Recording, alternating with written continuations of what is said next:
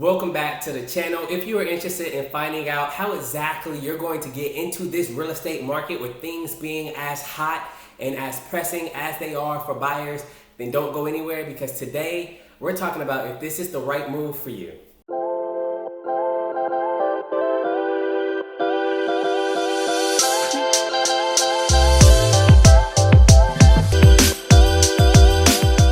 If you are used to this channel, then you know that this setup is a little different from what you're used to seeing, and that's because I've moved into my new apartment. If you've been watching the series, I'm currently selling my house. I'll leave a link up above for those of you who are interested in what that process looks like. But yeah, I'm in my new apartment. I haven't really set up yet, so this is what I got. This is what we're working with. But today, we are going to be talking about how to get you into the real estate market if that's where you want to be, especially now that the market is as hot as it is. I know a lot of people are questioning, hey, is this the right time for me? Should I wait till later, till some supposed crash happens and then I can get into the game? I don't personally think so. That's not how I would do it. I'm going to show you the way that I would rock if I want to get into the real estate game. I mean, I'm already in it, but I'm just showing you how it would go from beginning to end if I wanted to get in a less competitive environment and still get what I need from it.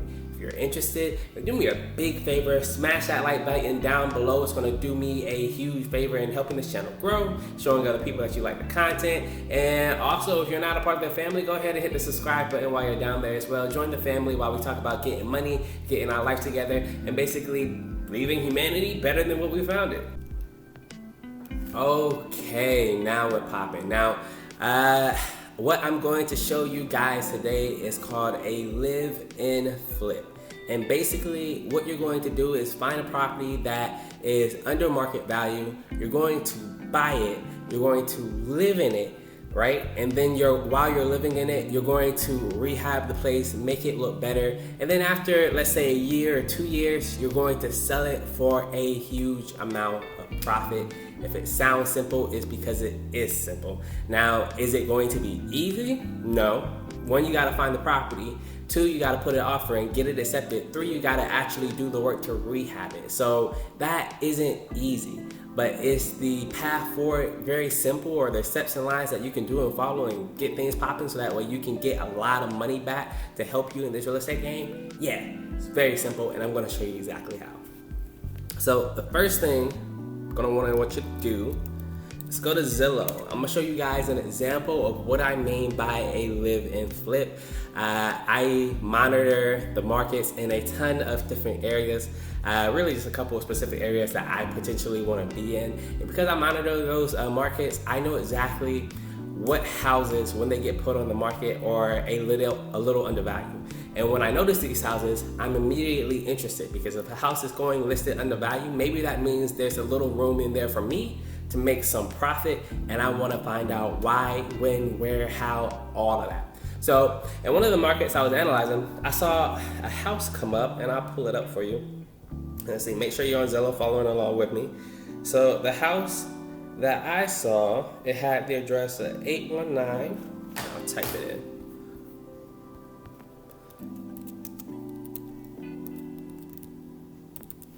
There we go, 819 Lukell Avenue.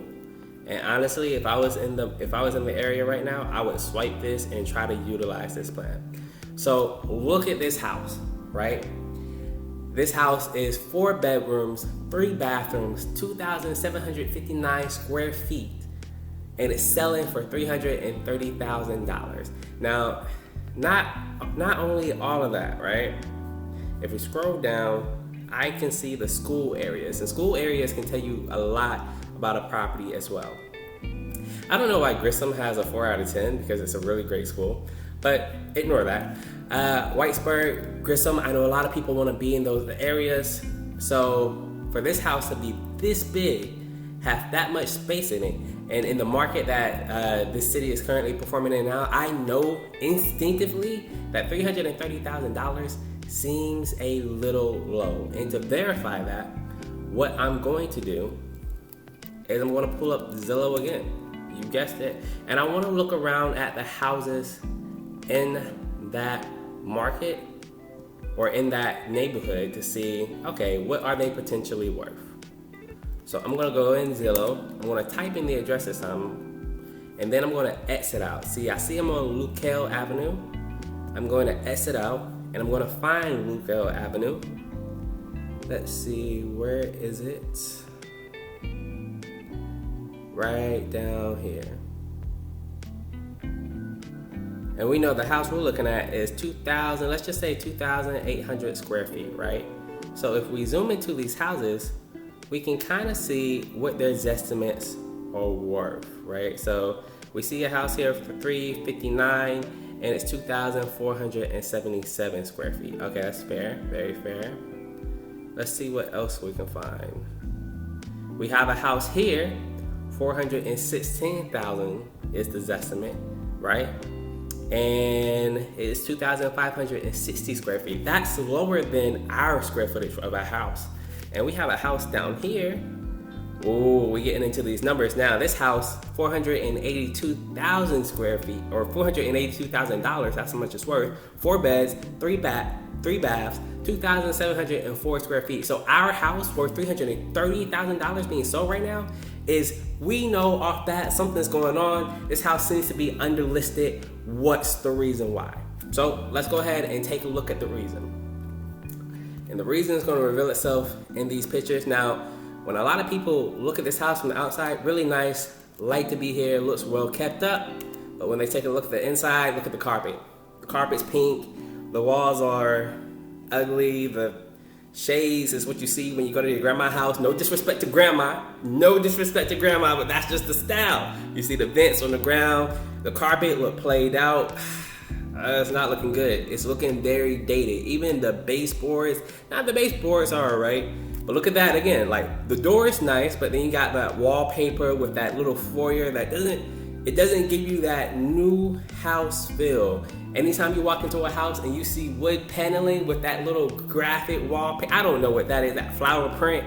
Oh, toss it out, throw it away. Look at the carpets. I'm not saying this isn't a great house. It's good for what it was back in the day, more than likely. I can see some popcorn ceilings. I can look into the kitchen. The kitchen is not really too open. And again, those shades on the window, man. Grandma. Nice hardwood floor though. I say a nice hardwood floor. Even nice appliances. They not stainless steel. They not blacked out, but the wooden baseboards, the browns, the print, all these wallpapers with different prints, the floors. Come on. This is a very dated house. It's a very dated house. Look at this. And I'm not saying this house isn't good to buy, because think about it. People rehab homes all the time. So if the bones of this house was good, if the roof was good, if the HVAC was good, if the structure, the underlying structure, whether it be a slab or whether it be the other one floating or whatever it's called, I can't remember. But if the structure, if all the structural pieces are good and it's just the interior that needs work, then that's money. Look at this. Look, that looks like wallpaper brick. What's going on? The floor is that old grandma style with the, I'm sorry, Grams and Grandpa. You know, they got a fireplace, but they got so much space in this home. Got a nice backyard. I'm not really a big fan of chain fences because it kind of gives it a little look to me. But car garage, everything looks good. Plenty of space, but it's really dated. It's been on Zillow for 98 days. Now look, hold on, let me make sure I'm timing this right. Yep, I can see it right there. Now look, I'm currently selling my house. I know how fast houses are selling right now. And in this market is hot. This is a high tech market. You got plenty of tech people coming to the area, boosting up the prices of the real estate, and the inventory can't keep up. This house, if it was like in prime condition, it would have sold like that. I know that for a fact, right? But this house isn't selling. It's been on the market for 98 days. That is more than 3 months. So we got to think about why isn't it selling, right? So, but before we do that, we know what this house looks like on the inside. Let's go take a look at what our comparisons look like. So we found a house for $482. and we found a house for $416. Let's take a look at what the $416 house looks like on the inside. All right, from the front, looks like our house, not too bad. But now we got some uniformity. We don't feel outdated right now. We got some nice wooden floors. They don't have to be wooden per se. You can get some vinyl plank up in there, but we got some nice floors. We got some uniformity in the walls, a little upkeep in color that just gives it more of that modern feel. You still got the vents on the floor, but that's something that you don't really have to change. You still got the popcorn ceilings, but also, like I said, as long as it feels a little bit newer, and you can get the newer feeling just by updating the floors, updating the walls, updating the little fixtures like the chandelier and things like that, you can get it popping. Look at that. Kitchen looks nice. You got the cabinetry that's there. You got the backsplash. And this is the same kitchen, just styled differently. You got your stainless steels, your overhead drop lights. Like, everything feels modern. You got the sliding doors. This is a nice house. You got the, what's that? You got the countertops. Come on. This is a great product. And this house is valued at $416, I think. Nice shower, yeah, everything is nice. And they kept some of the older flooring, but for the most part, you can see why this house is gonna be worth $416. All right, let's go ahead and take a look at that other house, the one that's a little bit more comparable to ours inside in terms of size and in terms of bathrooms and everything like that. Do we have any pictures? We don't have any pictures. Well, maybe you can find pictures a different way. You can see it's a little different in the terms that it looks like it has a 2-story attached to it.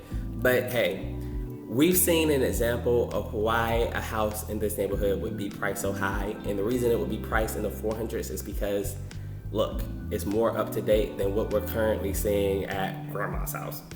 Now, here's the thing. Here's why this house is gold. And here's why this is gold for a new investor to get in and fit in. One, this house right now is currently being, depending on the investor, right, is currently too overpriced for an investor. When investors look to buy houses, they do so on numbers, or at least a good investor is going to do so on numbers. If you got an investor out here investing based on their feelings, like, oh, I love the house, but they ain't looking at the price points and everything like that, they probably not going to be in the business lasting for a long time, or they're just really lucky if they are. Either way, investors look and work with numbers when they're scouting out a deal. And one of the things that investors do to make sure that the deal makes sense is they use certain formulas. So let's say I was a flipper in the area. A flipper is somebody who buys homes, fixes them up, and then sells them, right? I flip the houses. Flippers usually follow a set formula to determine if a house is even worth looking at. And that formula is basically this. You want to have the ARV, that's the after repair value of the house, what the house is going to sell for after you fix it up. The ARV times 70%.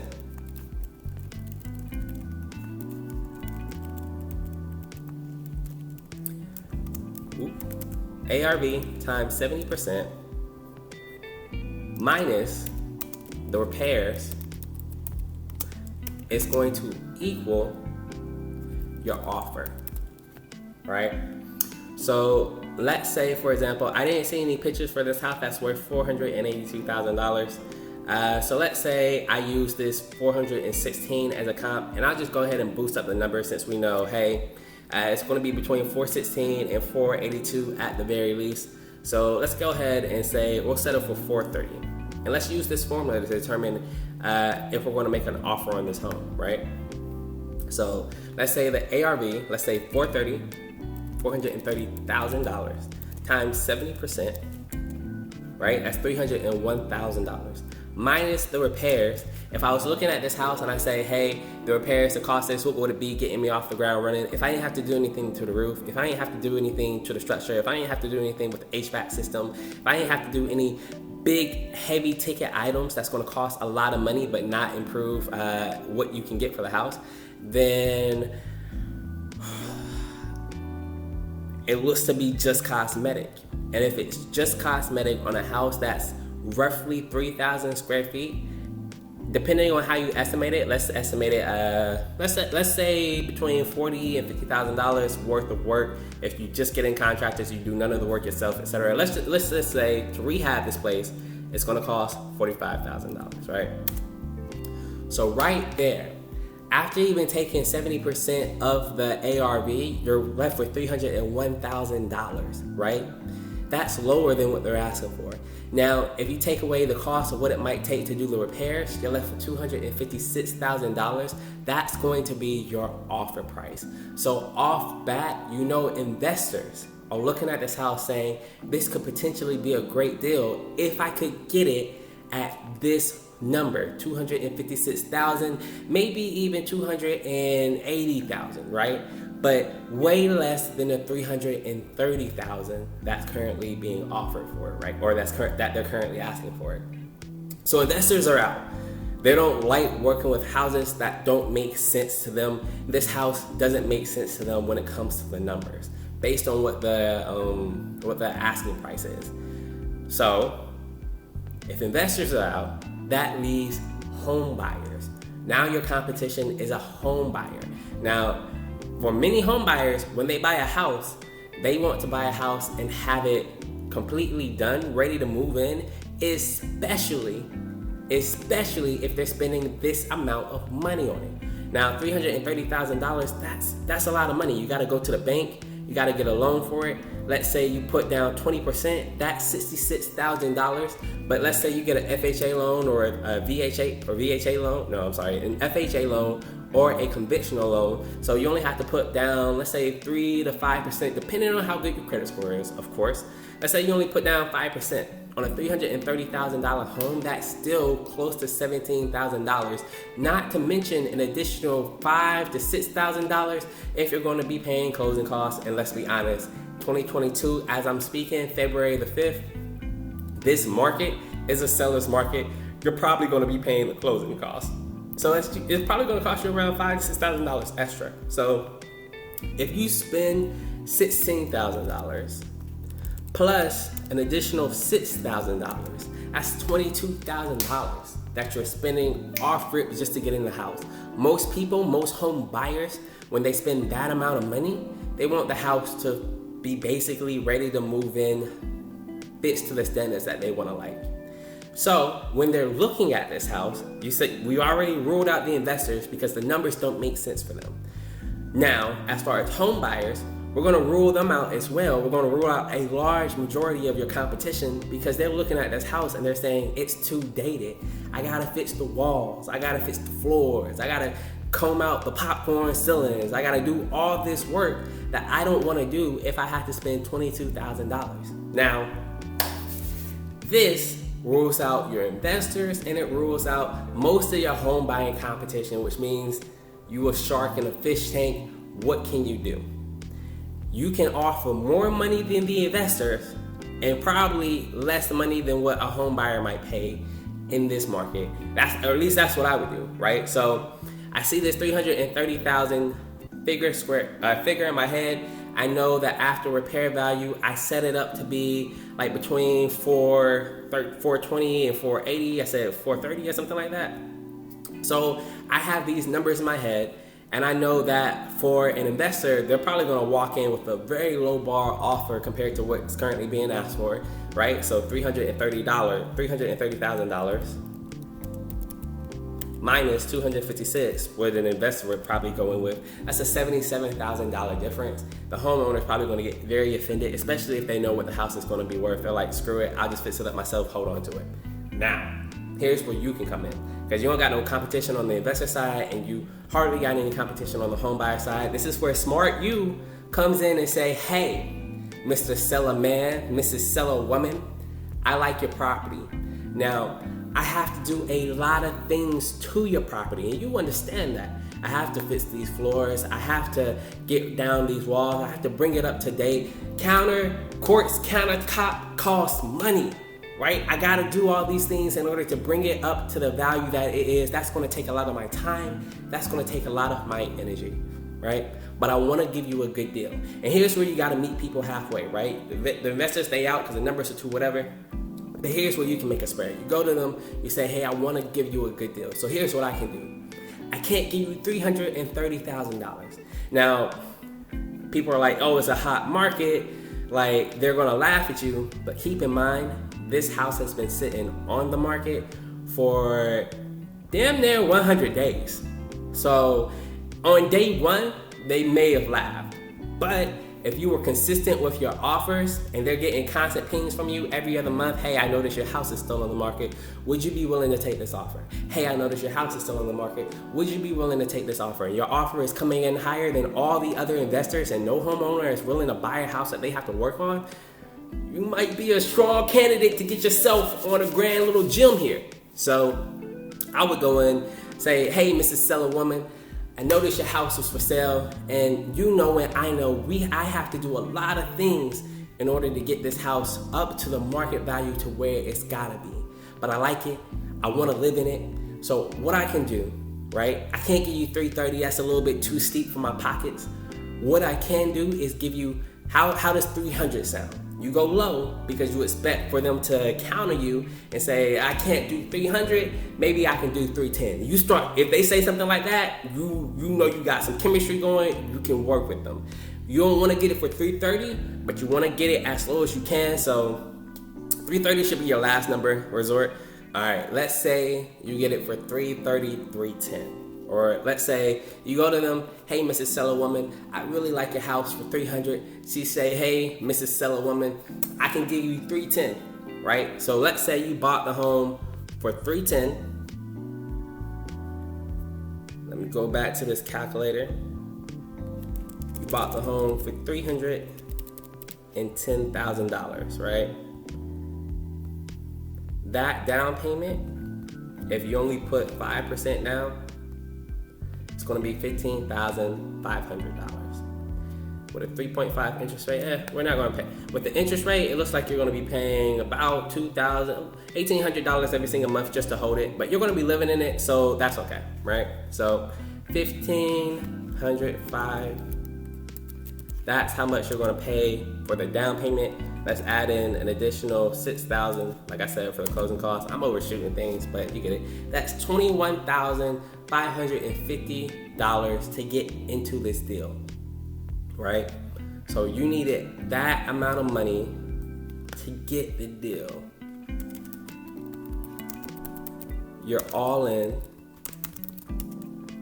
for $21,550. Now let's say you spend $40,000 over the course of the next 2 years, $20,000 every single year fixing it up, right? So the rehab, that's going to cost you $40,000 in total. Now you could add in, hey, you're paying a mortgage on this thing every single month. Go ahead and add that into the price of this. But here's the thing, you're going to be paying to live somewhere regardless of where you go. It doesn't matter. Like if you're not staying in this home, you're going to be staying in an apartment, and you can't put in work into an apartment and build in equity for yourself. It's not going to work. So you're going to spend that money regardless. You might as well spend that money to put yourself in a position to where you can make some money back. So I'm not going to add in those numbers, right? So let's say get in the deals, $21,550. Rehab it, it's $40,000 over the course of 2 years, $20,000 every single year. That means all in, to get into this deal, all in, rehab and the down payment and the purchase and all things like that, that's going to cost you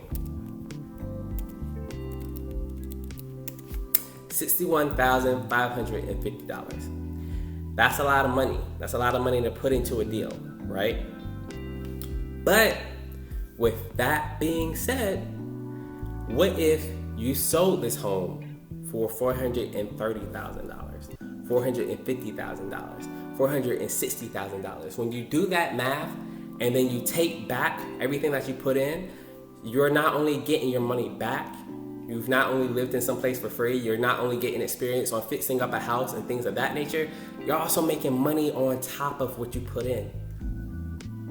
If I wanted to get into real estate game and I ain't have that much money, and keep in mind, $40,000 for the rehab budget, That's if you hire everybody to do things yourself. If you're young, you can paint the walls, you can take apart the walls, you can scrub up the floor, you could probably even put in some vinyl plank. There's plenty of videos going around, and if you got a buddy who's real good at that type of stuff, they can help you. There are plenty of ways to hack that rehab up to where it's more affordable for you. But bottom line, if you're looking to get into real estate and you're asking yourself, is this the right time? I'm not sure. The market's really hot. Maybe I should wait for things to slow down. What would someone with more experience do? I'm not saying I have more like years of experience. I'm not saying that. I only have 2 properties under my name. I plan on getting more, but I currently only have 2. I've been in the real estate game for, I guess you can say, 3 years of buying houses, living in them, house hacking, and then buying, rent, buying, hold, and having positive cash flow coming into me every single month. I don't have a ton of experience. I'm still a beginner in a lot of different ways, but I do have enough experience to know, hey, if I wanted to get in the game with very little cash, how would I do it? In a hot market, this would be one of the ways. We want to focus on building your equity, so that way, when you fix everything up and you go to sell this property, you're going to make a lot of money if you do it correctly. Now, if you like this video, if you got some knowledge from it, do me a huge favor. Hit that like button, subscribe to the family, join me for more videos, and I'll talk to you next time. With all that being said, I'm going to leave you with peace, love, and happiness.